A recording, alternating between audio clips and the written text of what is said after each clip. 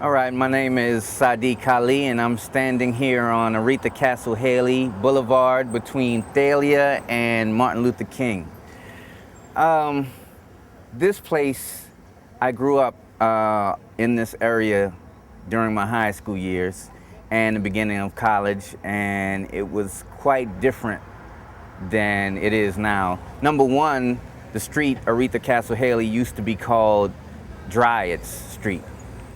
And one of the strange and interesting things about Dryades Street, and y'all have to know that I love you to even disclose the story, is all along Aretha Castle Haley from Martin Luther King to the I-10, and sometimes further on up to Felicity, there was a lot of prostitution in the evening times. More specifically, there were transsexual prostitutes.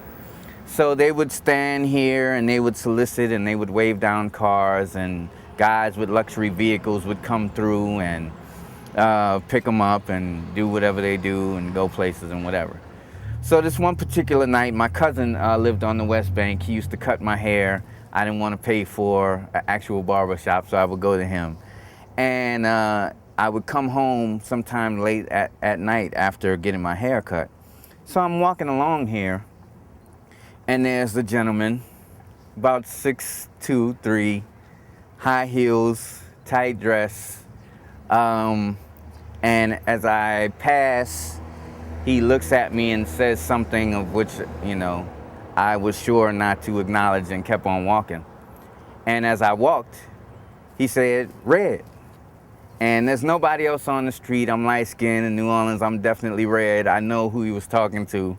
But whatever he was saying, I didn't want to know much about it, so I kept walking. "Red," he says again. "Red." It starts getting louder. You start hearing his high-heeled footsteps. And he's screaming "Red." I don't know what he wants, but I know he's coming, and he really wants to say whatever it is he has to say. So I start walking faster. "Red, red." I'm walking faster, I'm walking faster. Eventually it turns into a jog, a slow run, trying to get away from whatever this guy wants from Red.